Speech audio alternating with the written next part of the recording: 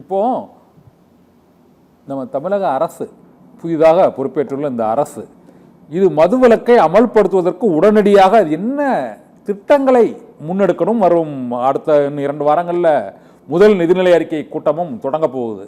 இந்த சூழ்நிலையில் மதுவால் நடக்கக்கூடிய குற்றங்கள் இப்போது கடந்த 1 மாத கால புள்ளி விவரங்களை எடுத்தாலே தமிழகத்தில் பெரும் எண்ணிக்கையில் அது நடைபெற்றிருக்கு. அந்த விபத்துகளாகட்டும், மோதல்கள் மற்றும் சமூக ரீதியான பிரச்சனைகள் அனைத்திற்குமே ஒரு மூல காரணமாக இருக்கக்கூடிய சூழ்நிலையில் தமிழ்நாடு அரசு இந்த அரசு எதை முன்னெடுக்க வேண்டும், அதை எப்படி அமல்படுத்த வேண்டும் என்று மே 17 இயக்கம் கருதுகிறது. என்னன்னாங்க, இந்த குடிப்பழக்கத்தை பொறுத்தவரை ஒரு சமூகவியல் பிரச்சனை. உடல் ரீதியாக அவர்களுக்கு ஏற்படக்கூடிய உபாதைகள் சார்ந்து அது ஒரு சுகாதார பிரச்சனையாகவும் அல்லது உடல்நல பிரச்சனையாகவும் அது இருக்கிறது. அப்ப இதற்குரிய அறிஞர்களை வைத்து தான் ஒரு வேலை திட்டத்தை நீங்க உருவாக்க வேண்டும். எப்படி இதை குறைப்பது, எப்படி படிப்படியாக குறைப்பது, எவ்வளவு விரைவாக அதை குறைப்பது, எப்படி இந்த மாதிரி பழக்கத்தில் இருப்பதை விடுவிப்பதற்கான வழிகளை செய்வது, அதற்கான பரப்புரைகளை மேற்கொள்ள வேண்டும். மக்களிடத்தில் இது குறித்தான விழிப்புணர்வு ஏற்படுத்த வேண்டும். இது போன்ற ஒரு பண்பை கார்பரேட் கல்ச்சர்ல நீங்க தடை செய்வது என்பதை ஆரம்பிச்சு நீங்க கொண்டு வர வேண்டியிருக்கிறது. நீங்க சினிமா தியேட்டருக்கு போனா தேசிய கீத பாட்டை போட்டு எந்திரிச்சு நின்று தேசபக்தியை வளர்த்துற மாதிரி கார்பரேட் கம்பெனிகளோட பங்கனுக்குள்ளார சாராயத்தை நாங்கள் ஒழிப்போம் என்ற ஒன்றை பேச சொல்லுங்க. நீங்க தேசபக்தியை வளர்த்துறதுக்கு 1000 பாட்டை வச்சுட்டு இந்த பாடு அந்த பாட்டை பாடு அந்த பாட்டை பாடுன்னு பேசுறவங்க இது போன்ற சீரழிவான பண்பாட்டை நாங்க தடுத்து நிறுத்துவோன்ற உறுதிமொழி எடுப்பதை கொண்டு வர சொல்லுங்க, பயன்படும். நம்மளுக்கு தெரியாத மொழியில ஏதோ பேசி பாடுனா தேசபக்தி வளர்ந்துரும் சொல்றவன் நம்மளுக்கு தெரிந்த மொழியில இந்த போன்ற சீர்கழிவான ஒரு பண்பாடுகளை எல்லாம் நாங்கள் ஊக்குவிக்க மாட்டோம் என்று கார்பரேட் கம்பெனியில் முடிவெடுக்க சொல்லுங்க.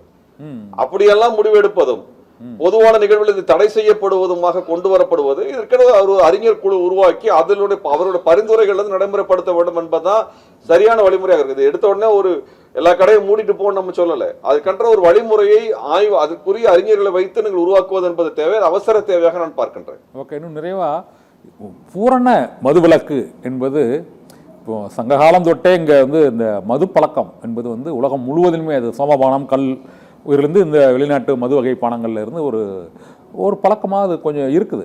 இப்போ நீங்கள் கூறியது போல இது இப்போ பரவலாக்கப்பட்டதுக்கு இந்த டாஸ்மாக் ஒரு காரணமாக இருக்கலாம். ஆனால் பல ஆண்டு காலமாக மக்களிடையே உள்ள இந்த மது பழக்கத்தை முழுமையாக ஒழிப்பது சாத்தியம் இல்லையா? அதாவது என்னங்க, இது ஒரு அடிமையாக மதுக்கு அடிமையாக மாறுவது இப்ப நடந்திருக்கிறதா மிகப்பெரிய பிரச்சனை. நீங்க என்றைக்காவது ஒரு நாள் ஒரு விழாவில் எடுக்கக்கூடிய பண்பாக இருப்பதோ அல்லது வருடத்துக்கு ஒரு முறை 2 முறை அதை எடுப்பதோ என்பதையோ நம்ம பெரிய பழக்கமாக ஒரு குறையாக நம்ம யாரும் பேசினது இல்லை. ஆனா இது அன்றாட ஒரு வாழ்க்கையில் இது ஒரு அங்கமாகவே மாறி போறது. அதனால குடும்பங்கள் பாதிக்கப்படுவது, குழந்தைகள் பாதிக்கப்படுவது, பெண்கள் பாதிக்கப்படுறது, சமூக சீர்கேடுகள் வருவது, சட்டம் ஒழுங்கு சீர்கேடுகள் வர்றதுங்கிற இடம் வந்ததுக்கு அப்புறம் நம்ம பேசித்தான் ஆக வேண்டியிருக்கு. இது ஒரு சமூக பிரச்சனையாக மாறிவிட்டது. இன்னைக்கு ஒரு பெரிய பிரச்சனை, சமூக பிரச்சனை. அது ஒரு தனிநபர் பிரச்சனை மட்டும் இல்ல, ஒரு சமூக பிரச்சனையாக மாறி இருக்குது. அதனாலதான் நடவடிக்கை எடுக்க சொல்லி கேட்கிறோம். இது ஒரு தனிநபருக்கு அவருக்கு உடம்புக்கு கெடுதிங்கிற இடத்துல அளவுல இருந்ததுன்னா அதனுடைய தன்மை வேறு. இன்னைக்கு சமூகத்துக்கு கேடாக நிக்குது. பெண்களால ஒரு தைரியமா போக முடியல. ஒண்ணும் இல்ல, ஒரு டூரிஸ்ட் பிளேஸுக்கு போனீங்கன்னா பாட்டில் உடைச்சு போட்டிருக்கானுங்க அறிவு கட்டவனுங்க. அங்க இருக்க விலங்குகள் என்ன மாதிரி பாதிக்கப்படுது, அங்க போகக்கூடிய குழந்தைகள் பாதிக்கப்படுறாங்க, எல்லாருமே பாதிக்கப்படுறோம். எந்த பொறுப்புணர்வும் இல்லாம எங்க போறானோ அங்க குடிச்சிட்டு அங்க பாட்டில் தூக்கி போடுறது, அந்த இடத்த அதை பொல்யூட் பண்றது, அதை நாசம் பண்றது, அந்த இடத்த நாசம் பண்றது, அருவிகள்ல போனா அருவியில பாட்டில் தூக்கி எறிகிறது, இதெல்லாம் ஒரு பொறுப்பற்ற இது போன்ற ஒரு மிருகத்தன்மையான ஒரு நிலைமைக்கு விலங்கு மாதிரியா மாறி போன அந்த கூட்டத்தை நீ நெறிப்படுத்த வேண்டிய தன்மை இருக்கா இல்லையா? இது ஒரு தனிநபர் பாதிப்பு என்பதோட சமூக பாதிப்பாக மாறி போயிருச்சு. நிறைவா சரிங்களா?